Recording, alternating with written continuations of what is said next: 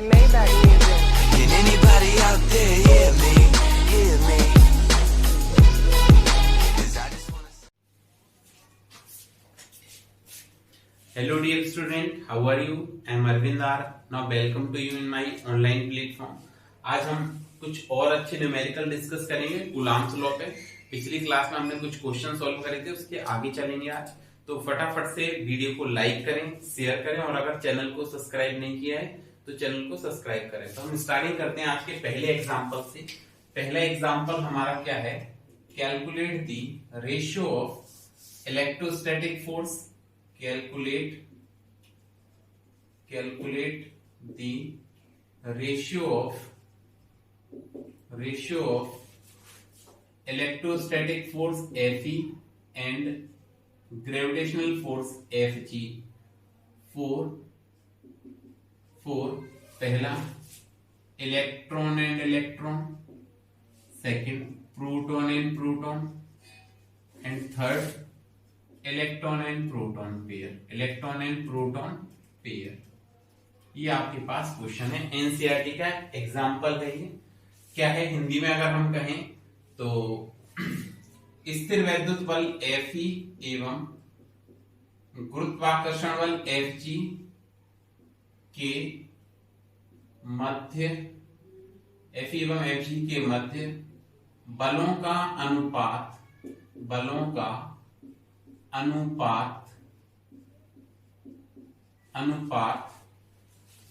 ज्ञात कीजिए। बलों का अनुपात ज्ञात कीजिए। किस किस के लिए ज्ञात करना है? तो पहला वो सेम है, इलेक्ट्रॉन तथा इलेक्ट्रॉन युग्म के लिए, प्रोटॉन एवं प्रोटॉन युग्म के लिए और इलेक्ट्रॉन एवं प्रोटॉन युग्म के लिए। ये क्वेश्चन है, आपको कॉमन इसलिए बता दिया क्योंकि ये सॉल्यूशन ही है, बस क्वेश्चन आपको समझ आना चाहिए। अब वैसे एनसीईआरटी को आप देखोगे तो इतना बोर्ड भर जाएगा, केवल क्वेश्चन से ही बताया गया है ये इलेक्ट्रॉन है, ये प्रोटॉन है, इसका द्रव्यमान इतना है। इस तरह से अपन नहीं लिख रहे हैं, थोड़ा शॉर्ट में लिख दिया कि स्थिर वैद्युत बल और गुरुत्वाकर्षण बल का अनुपात ज्ञात करना है। इलेक्ट्रॉन इलेक्ट्रॉन पेयर के लिए, प्रोटॉन प्रोटॉन पेयर के लिए और इलेक्ट्रॉन प्रोटॉन पेयर के लिए। तो स्टार्ट करते हैं इसका सॉल्यूशन। तो सबसे पहले हम पहला जो सॉल्यूशन देखेंगे वो पढ़ेंगे electron and electron pair, electron एवं इलेक्ट्रॉन युग्म के लिए इसका मान ज्ञात करते हैं। तो स्टार्टिंग करते हैं फॉर्मूले से। फॉर्मूला पहले स्थिर वैद्युत बल का फॉर्मूला, इलेक्ट्रोस्टैटिक फोर्स का फॉर्मूला, फिर ग्रेविटेशनल फोर्स का फॉर्मूला। हमने पढ़ा है इलेक्ट्रोस्टैटिक या स्थिर वैद्युत बल का जो सूत्र होता है 1/4πε0 Q1 Q2 अपॉन R²। ठीक है। फिर देखो आपने 11th क्लास में गुरुत्वाकर्षण बल पढ़ा होगा और गुरुत्वाकर्षण बल पढ़ा है capital G m1 m2 upon R²। ये पढ़ रखा है आपने।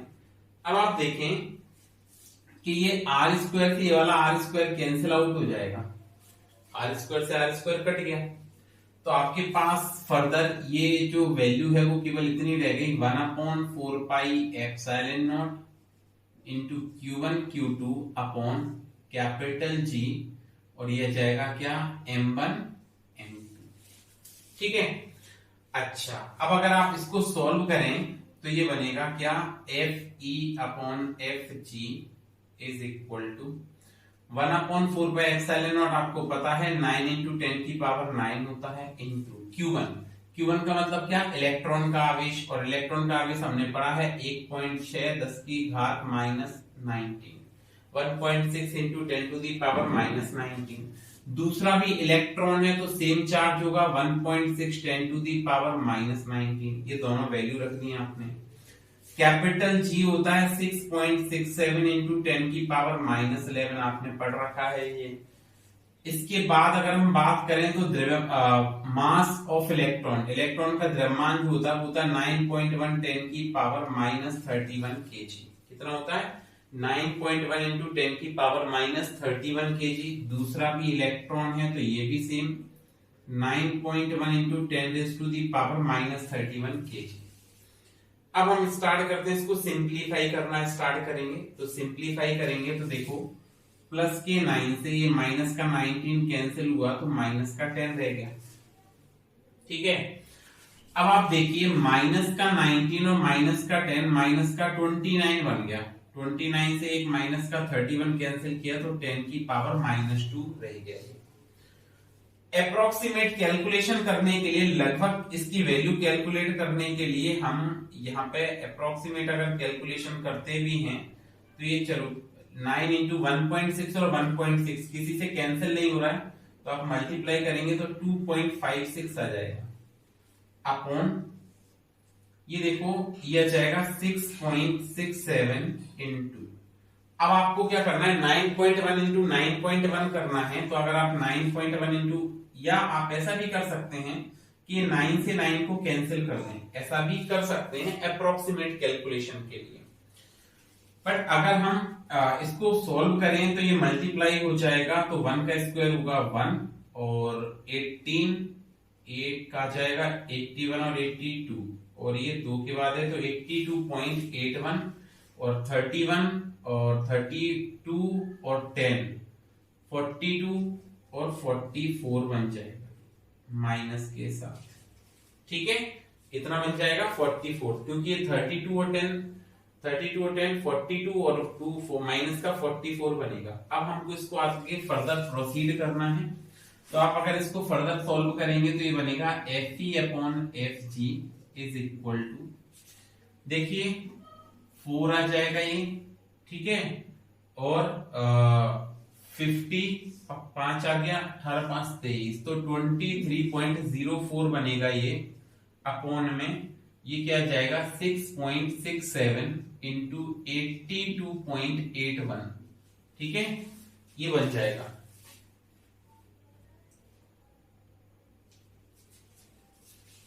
इसके बाद आप माइनस के 44 को ऊपर लिखेंगे तो 10 की पावर प्लस 44 हो जाएगा। 10 की पावर कितना आ गया प्लस 44। अब देखिए यहां पर आपका 82.81 है, ये केवल आपका कितना है 23.04 है, तो आप 100 से इसमें मल्टीप्लाई कर दें ताकि ये इजी गोइंग सॉल्व हो जाएगा। और अगर आप इसका सॉल्यूशन देखेंगे तो ये FE अपॉन FG जो है ये नियर अबाउट आएगा आपका 4.1 इंटू 10 टू दी पावर 42। तो अगर आपसे कभी भी इसका रेशियो पूछ लें, बलों का अनुपात पूछ लें, रेशियो ऑफ फोर्स पूछ लें, तो ये नियर अबाउट 4.1 10 की पावर 42 आएगा। बड़ा ही कॉमन क्वेश्चन है और कई बार पूछा जा चुका है, ठीक है, इसलिए आप इसको नोट कर लें। तो पहला हमने कैलकुलेट किया किसके लिए, फॉर इलेक्ट्रॉन इलेक्ट्रॉन पेयर के लिए। दूसरा हम कैलकुलेट करते हैं प्रोटॉन प्रोटॉन पेयर के लिए, प्रोटॉन प्रोटॉन युग्म के लिए। पहला इलेक्ट्रॉन इलेक्ट्रॉन युग्म के लिए किया था, अब हम बात करते हैं प्रोटॉन प्रोटॉन के लिए। तो ये इतना तो सेम ही रहेगा, इसको मैं मिटा देता हूं। और दूसरा आप फटाफट वीडियो को पॉज करें और प्रोटॉन प्रोटॉन के लिए एक बार स्वयं से कैलकुलेट करके देखें। इसके लिए प्रोटॉन प्रोटॉन युग्म के लिए या प्रोटॉन प्रोटॉन पेयर के लिए आप इसको स्वयं से कैलकुलेट करें एक बार। तो देखिए ये इलेक्ट्रॉन इलेक्ट्रॉन के लिए आया है, हमको कैलकुलेट करना है किसके लिए, प्रोटॉन प्रोटॉन के लिए। सो सेकंड पॉइंट आपका है P part, proton and proton pair. इसके लिए अगर हम सोल्व करेंगे तो ये बनेगा क्या, FE अपॉन FG बराबर, अब 1/4 9 इंटू 10 की पावर 9 लिख पाएंगे हम इनको, बिल्कुल। Q1 पहला आवेश जो है प्रोटॉन के लिए 1.6, प्रोटॉन के लिए भी कितना होता है 1.6 इंटू 10 की पावर -19, ये चार्ज हो गया। दूसरा भी प्रोटॉन है तो 1.6 10 की पावर -19, ये बन जाएगा। डिवाइड में कैपिटल G होता है 6.67 इंटू 10 की पावर -11। M1 ये क्या होता है 1.6, प्रोटॉन का जो मास है 1.6 10 की पावर -27 होता है। याद रखें प्रोटॉन का जो द्रव्यमान है वो 1.6 10 की घात -27 किलोग्राम होता है, इस बात का आप ध्यान रखें।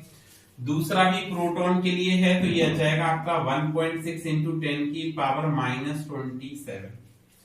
अब इसमें क्या है, कैलकुलेशन उसके कंपैरिजन में थोड़ी सी इजी है। ये क्या होगा 1.6 से 1.6 गया, ये भी 1.6 से 1.6 कैंसिल हो गया, ये प्लस के 9 से माइनस का 19 कैंसिल किया तो माइनस का 10 रहा।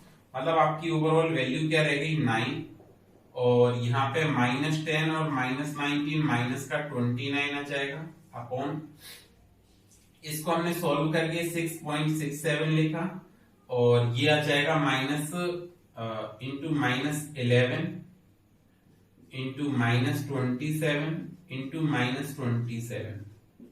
अब आप इसको सॉल्व करेंगे तो माइनस का 27 से ये कैंसिल हुआ तो माइनस का 2 रह जाएगा और माइनस के 2 से इसको कैंसिल किया तो 10 की पावर -9 रह जाएगा। इसको हम फर्दर आगे सॉल्व करेंगे तो ये क्या बना, Fe अपॉन Fg जो बनेगा Fe upon Fg is equal to Fe upon Fg की वैल्यू जो आएगी वो क्या आएगी 9 अपॉन 6.67, 9 अपॉन 6.67।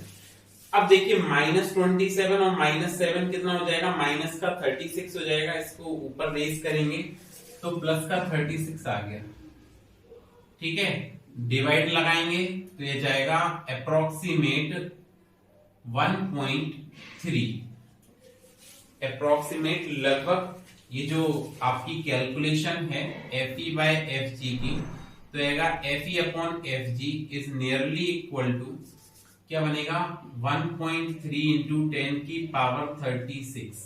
ये फाइनल आंसर आएगा आपका, कितना आएगा 1.3 इंटू 10 की पावर 36। ये प्रोटॉन प्रोटॉन पेयर के लिए ये वैल्यू आएगी, प्रोटॉन प्रोटॉन युग्म के लिए ये मान आएगा, ठीक है। अब आपके लिए एक होमवर्क है कि आप इसके लिए इलेक्ट्रॉन प्रोटॉन पेयर के लिए कैलकुलेट करें और ये आएगा अप्रोक्स 2.3 10 की पावर 39, अप्रोक्स 2.3 10 की पावर 39। ये आपका होमवर्क में है, ठीक है। बात करते हैं नेक्स्ट क्वेश्चन की। ये भी आपका एक एनसीईआरटी का क्वेश्चन है, थोड़ा सा डेटा चेंज कर दिया हमने, जो एनसीईआरटी में है उसको आप ट्राई करेंगे। एनसीईआरटी का 1.12 और 1.13 नंबर का क्वेश्चन है, मैं इसको सॉल्व करता हूं एक दूसरे डेटा के साथ में। आपको इसका सॉल्यूशन एनसीईआरटी की बुक से बनाना है स्वयं से। तो देखिए क्या है क्वेश्चन, हम बात करते हैं। क्वेश्चन ये है, मैं आपको लैंग्वेज नहीं लिख रहा हूं, ऐसे समझा देता हूं क्वेश्चन। आपको ऐसा कहा गया है एग्जाम्पल में कि 2 चार्ज इंसुलेटेड कॉपर स्फीयर हैं, 2 चार्ज इंसुलेटेड कॉपर स्फीयर हैं, ठीक है। 2 विद्युत रोधी तांबे के गोले हैं जिनकी केंद्र से केंद्र की दूरी है 50 centimetre, centre to centre distance 50 centimetre है, केंद्र से केंद्र की दूरी 50 सेंटीमीटर है। यदि प्रत्येक गोले पर 100 माइक्रोकूलाम आवेश हो, if each sphere having charge 100 microcoulomb, then calculate the repulsion force act between them, तब इनके मध्य लगने वाला प्रतिकर्षण बल का मान ज्ञात कीजिए। फिर से सुने क्या कहा कि 2 तांबे के विद्युत रोधी गोले हैं जिनकी केंद्र से केंद्र की दूरी 50 सेंटीमीटर है। यदि प्रत्येक गोले का आवेश 100 माइक्रोकूलाम है तब इनके मध्य लगने वाला प्रतिकर्षण बल क्या होगा।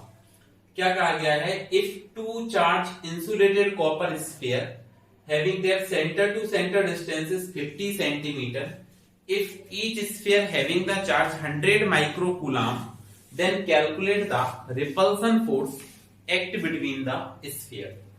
तो देखिए इसको सॉल्यूशन बनाएंगे अगर हम, तो ये फर्स्ट चार्ज मान लिया हमने, कंसीडर कर लिया Q1, कितना है Q1 जो है वो इक्वल है Q2 के, तो Q1 is equal to Q2।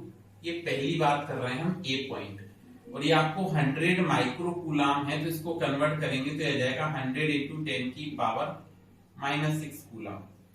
Centre to centre distance जो है वो 50 सेंटीमीटर है, इसको सॉल्व करेंगे तो ये आ जाएगा 50 इंटू 10 की पावर -2 मीटर, ठीक है। क्या करना था आपको, इसमें प्रतिकर्षण बल ज्ञात करना था, तो हमने सूत्र पढ़ा बल का F बराबर 1/4 pi epsilon not Q1 Q2 upon R square. आप सबकी वैल्यू रख दें और फाइनल आंसर आ जाएगा। तो हम वैल्यू रखते हैं इसकी फटाफट से, तो वैल्यू रखेंगे F is equal to 1/4 pi epsilon naught आता है आपका 9 इंटू 10 की पावर 9। Q1 आपके पास 100 इंटू 10 की पावर -6 है। Q2 आपके पास ये भी सेम है 100 इंटू 10 की पावर -6। R स्क्वायर, R मतलब R कितना आपका 50 इंटू 10 की पावर -2 इसका स्क्वायर। ये सारी वैल्यू हमने पुट कर दी इसमें।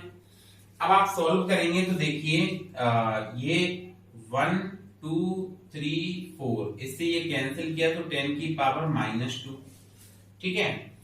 एक जीरो से इसको कैंसिल किया तो 10 की पावर -1 रह गई यहाँ पे स्क्वायर में। तो ये फोर्स क्या आया, बल क्या आया, 9 इंटू 10 की पावर 9 इंटू 10 की पावर -6 इंटू 10 की पावर -2 अपॉन, इसका स्क्वायर करें 5 का तो ये आ जाएगा 25 और -1 का स्क्वायर करेंगे तो 10 की पावर बनेगा -2। -2 से ये -2 आपका यहाँ पे कैंसिल हो जाएगा और ये -6 से प्लस का 9 कैंसिल हुआ तो 10 की पावर रह गई आपके पास +3।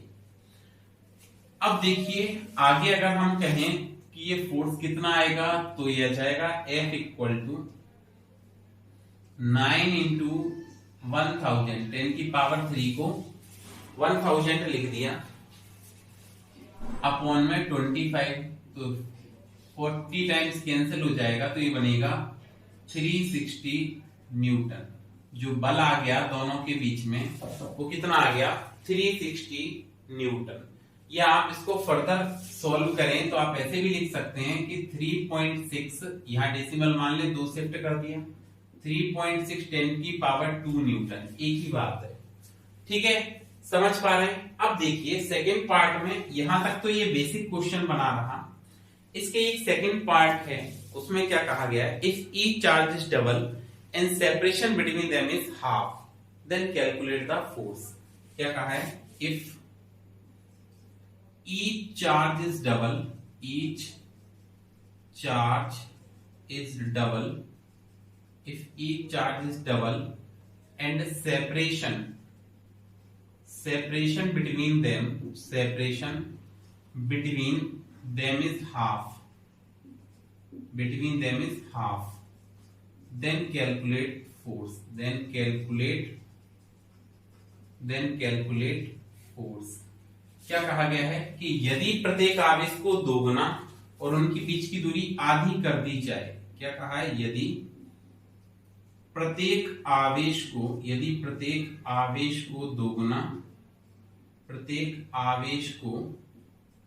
दोगुना एवं उनकी बीच की दूरी आधी कर दी जाए,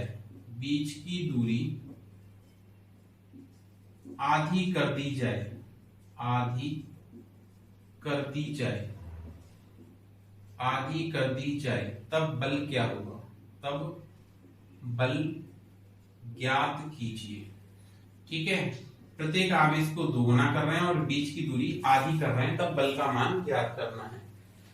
मतलब हम यहाँ पे ऐसा कह सकते हैं कि अब जो आवेश आएगा Q1 डैश या Q2 डैश, वो किसके बराबर होगा, वो 2Q1 के बराबर होगा, क्योंकि यहाँ पे Q1 और Q2 आपस में बराबर थे और Q1 Q2 आपस में बराबर हैं, तो थोड़ी देर के लिए मैंने इनको Q कह दिया। अगर Q1 और Q2 बराबर है और Q कह रहे हैं आप, तो यहाँ पे Q1 और Q2 बराबर है तो ये 2Q बन जाएगा, क्योंकि प्रत्येक आवेश दो गुना है और बीच की दूरी आधी कर रहे हैं, मतलब R डैश पहले से आधा, मतलब R/2 हो जाएगा, बीच की दूरी आधी कर दी गई। तो अब पूछ रहे थे कि बल बतलाइए क्या बनेगा, तो बल आपका आएगा F डैश बराबर 1/4 pi epsilon not Q1 dash Q2 dash upon R dash square. क्या ये बात समझ गए आप? अच्छा जी, आपसे कह रहे हैं कि प्रत्येक आवेश दोगुना, तो यहीं पे मैंने इसको आगे बढ़ाया और लिखा 1/4 पाई एप्सिलॉन नॉट, दोगुना मतलब 2Q इंटू 2Q, प्रत्येक आवेश दोगुना हो गया और बीच की दूरी कितनी कर दी, इसकी आधी कर दी। तो बीच की, या आप ऐसे कर दें इसको कि प्रत्येक आवेश दोगुना, तो 2Q1 इक्वल टू 2Q2, ऐसे कर लें ताकि आपको थोड़ा आसानी रहे। और ये लिख दिया मैंने R डैश का स्क्वायर मतलब R/2 का स्क्वायर। ये बात समझ गए। इसके बाद हम इसको आगे फर्दर सॉल्व करते हैं, तो आगे सॉल्व करेंगे तो देखिए क्या बना है। इसको हटा दिया। इसके बाद हम आगे सॉल्व करेंगे तो डिफरेंट डेटा के साथ मतलब एग्जाम आपका 1.12 है ये एनसीईआरटी में, डेटा अलग है। यहाँ पे 100 माइक्रो कूलम की जगह 6.5 इंटू 10 की पावर -7 कूलम।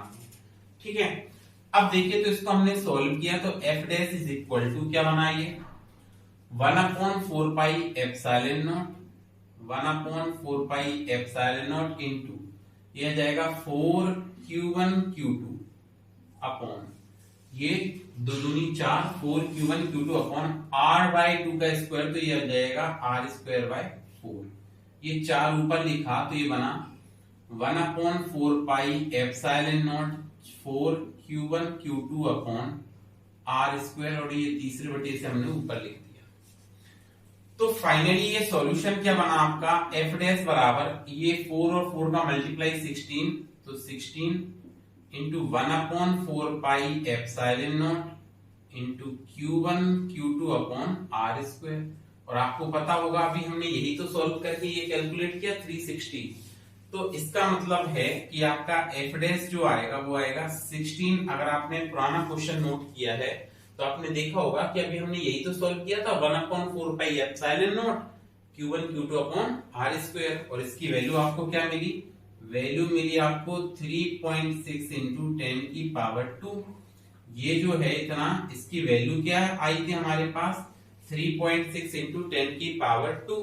तो अब आप सॉल्व करें तो ये बनेगा f डैश इक्वल टू 96 9 आ जाएगा 48 और 9 कितना हो जाएगा आपके पास 57। अब एक की बात डेसिमल है तो हमने यहाँ पे लगा दिया 10 की पावर 2, और आप सिंप्लीफाई करना चाहें तो 5.76 10 की पावर 3 न्यूटन ये बन जाएगा। ठीक है, तो ये आपका इसी में सेकंड पार्ट था कि यदि हम आपको ऐसा कहा जाए कि प्रत्येक आवेश दोगुना ई चार्ज डबल कर रहे हैं और दूरी आधी कर रहे हैं तब कैसे सॉल्व होगा, तो इस तरह से सॉल्व होगा। तो ये बी पार्ट हो गया। अब आप देखिए एनसीईआरटी में इसी में आगे 1.13 एग्जांपल में सेम क्वेश्चन को आगे प्रोसीड किया है, कैसे समझेंगे, ध्यान देंगे उस क्वेश्चन पर। देखिए क्या कहा गया है कि एक समान धातु का गोला, मतलब तांबे का एक समान विद्युत रोधी गोला है, समझ लीजिए तांबे का एक समान विद्युत रोधी गोला है। लिख लीजिए आप चाहे तो कि यदि समान तांबे के विद्युत रोधी गोले को जो अनावेशित है, समान तांबे के विद्युत रोधी गोले को जो अनावेशित है, पहले चालक A से फिर चालक B से संपर्कित कर दिया जाता है और अंततः हटा दिया जाता है, तब बल कितना होगा।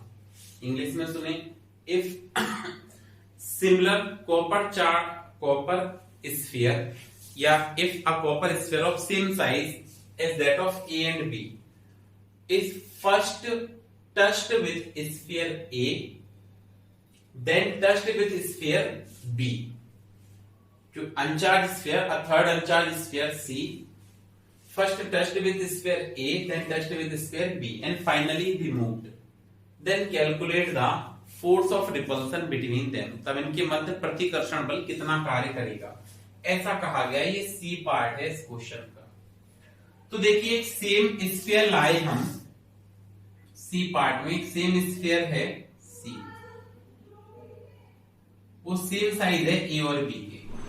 तो हमने क्या कहा कि पहले ए पर कितना था, तो हमने कहा कि QA जो है वो था आपका 100 माइक्रो कूलम, और सी पर कितना था तो वो था 0 माइक्रो या 0 जो भी था 0 माइक्रो कूलम। तो आप एक बात देखें कि जब इन दोनों को टच किया तो यहाँ पे कौन सी प्रोसेस हुई। अब आपने अगर पुराने लेक्चर अच्छे से देखे तो आपको समझ आएगा कि यहाँ पे कंडक्शन प्रोसेस हो रही है, चालन प्रक्रिया हो रही है।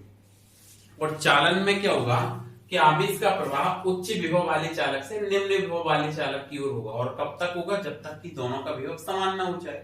अब अगर ये समान आकार का है तो ये बराबर बढ़ जाएगा, मतलब जो नया आवेश आएगा दोनों पर, तो हम लिखेंगे QA dash equal to QC dash बराबर QA प्लस QC अपॉन 2, बराबर बराबर बटेगा अगर समान आकार का और समान पदार्थ का है तो QA का मान कितना है 100 है, QC कितना है 0 अपॉन 2। सोल्व करोगे तो 100 अपॉन 2 मतलब कितना आ जाएगा, ये 50 माइक्रो कूलम इसको अगर आपने बदल दिया तो ये बन गया 50 इंटू 10 की पावर -6 कूलम, पहली बात। फिर कह रहे हैं स्फीयर ए से टच करवाने के बाद उसको हमने किससे, स्फीयर बी से टच करवाया। जब आपने सी वाले स्फीयर को किससे टच करवाया, बी से टच करवाया, ये सी वाला है, तो हम यहाँ पे क्या कह सकते हैं कि जो क्यू बी डैश है वो बराबर आएगा क्यू सी डबल डैश की, क्योंकि क्यू सी डैश तो पहले ही हो गया इस पर, बराबर। अब देखो इस पर चार्ज कितना है, इस पर है क्यू सी डैश, कितना है क्यू सी डैश, क्योंकि इसने 50-50 हो गए ना दोनों पर, इस पर सॉरी दोनों पर नहीं, इस पर कितना आ गया 50 टच करवाया जैसे, तो इस पर 50 माइक्रोकूलम, और इस पर भी कितना चला गया, इस पर भी 50 माइक्रोकूलम चला गया। ठीक है, अब इसको हमने टच करवाया किससे, बी से। जैसे बी से टच करवाया तो अब ये अनावेशित नहीं है, अब इस पर कितना है 50 माइक्रोकूलम का आवेश है, मतलब इस पर 50 माइक्रोकूलम चार्ज है और इस पर 100 माइक्रोकूलम चार्ज है। पहले ही अनचार्ज था तो हमने इससे टच करवाया तो इक्वल डिस्ट्रीब्यूट हो गया, अब भी इक्वल होगा, लेकिन अब ये अनचार्ज नहीं है, इस पर 50 माइक्रोकूलम का चार्ज है। तो आपने लिखा क्यू बी डैश बराबर क्यू सी डबल डैश बराबर क्या लिख पाएंगे आप, Q B plus Q C dash upon 2, और क्यू बी कितना है 100 है, क्यू सी डैश कितना है 50 है, अपॉन 2। सॉल्व करेंगे तो ये बनेगा 150 अपॉन 2, डिवाइड लगा दो तो ये जाएगा 75 माइक्रोकूलम, और 75 का मतलब हो जाएगा आपका कितना 75 into 10 to the power -6 coulomb, ये आ गया। अब पूछा था तो बल बतलाइए, तो इसको हमने अंततः फाइनली इसको सी को क्या कर दिया, रिमूव कर दिया यहाँ से, अंततः सी को यहाँ से हटा दिया। अब आपने जैसे सी को हटाया तो अब ये दोनों रह गए वापस से, और दोनों रह गए तो दूरी तो वही है ना सेम 50 सेंटीमीटर, आर तो कितना है 50 सेंटीमीटर है, बदल देंगे तो 50 इंटू 10 की पावर -2, इसको कैंसिल कर दिया तो ये जाएगा कितना 5 इंटू 10 की पावर -1 मीटर। ठीक है, फॉर्मूला लगाते हैं फोर्स का, बल का सूत्र लगाते हैं, तो F बराबर क्या आएगा 1/4 pi epsilon naught equal to, इस पर कितना बचा, इस पर रह गया अब आपके पास कितना 75 माइक्रोकूलम, तो हमने लिखा यहाँ पे 1/4 pi epsilon naught into Q A dash Q B dash upon R square, ये फॉर्मूला बना। क्या बना 1/4 pi epsilon naught Q A dash into Q B dash, क्योंकि इस पर क्यू ए हो गया और ये क्यू बी हो गया, अपॉन आर स्क्वायर। वैल्यू रखते हैं तो एफ डैश बराबर बना 9 इंटू 10 की पावर 9 क्यू ए डैश कितना है आपके पास 50 इंटू 10 की पावर -6 है, क्यू बी डैश कितना है आपके पास में 75 इंटू 10 की पावर -6 है, अपॉन आर स्क्वायर, आर कितना है 5 इंटू 10 की पावर -1 का स्क्वायर। ठीक है, अब आप इसको सॉल्व करें तो हम क्या लिख पाएंगे कि F बराबर 9 इंटू 10 की पावर 9 इंटू 50 इंटू 10 की पावर -6 इंटू 75 इंटू 10 की पावर -6, 5 का स्क्वायर करेंगे तो ये 25 हो जाएगा, -1 का स्क्वायर करेंगे तो 10 की पावर -2 हो जाएगा। ठीक है, फाइनली सॉल्व किया तो ये कितना बन गया, ये 3 टाइम्स कैंसिल हो जाएगा, और ये -2 से इसको कैंसिल किया तो 10 की पावर -4 रह गया। अब आप आगे देखिए, इसको हमने जैसे ही सॉल्व किया तो ये बना F इज इक्वल टू कितना रहा 9 इंटू 10 की पावर 9 इंटू 50 इंटू 10 की पावर -6 इंटू 3 इंटू 10 की पावर -4। तो देखिए प्लस के 9 से ये 6 कैंसिल हुआ तो 10 की पावर +3 बचा, और +3 से इसको कैंसिल किया तो 10 की पावर कितना रह गया -1, -1 से इसको ये 0 कैंसिल हो जाएगा तो 10 की पावर -1 भी सॉल्व हो गई। तो आपका बना F equal to 9 into 5 into 3। ठीक है, मल्टीप्लाई कर दें, मल्टीप्लाई करेंगे तो ये बनेगा आपका 9 इंटू 15 बराबर 135 न्यूटन। तो फाइनली इसमें बाद में जो फोर्स आएगा वो आ जाएगा 135 न्यूटन। ठीक है, तो हमने ये क्वेश्चंस में इसके पार्ट्स पढ़े, अलग अलग क्या क्या प्रोबेबिलिटी हो सकती है, क्या क्या पॉसिबिलिटी हो सकती है। कल कुछ और अच्छे न्यूमेरिकल्स लेके आएंगे। आज इतना ही, तो पढ़ते रहिए, सुरक्षित रहिए, फिर मिलते हैं नेक्स्ट क्लास में।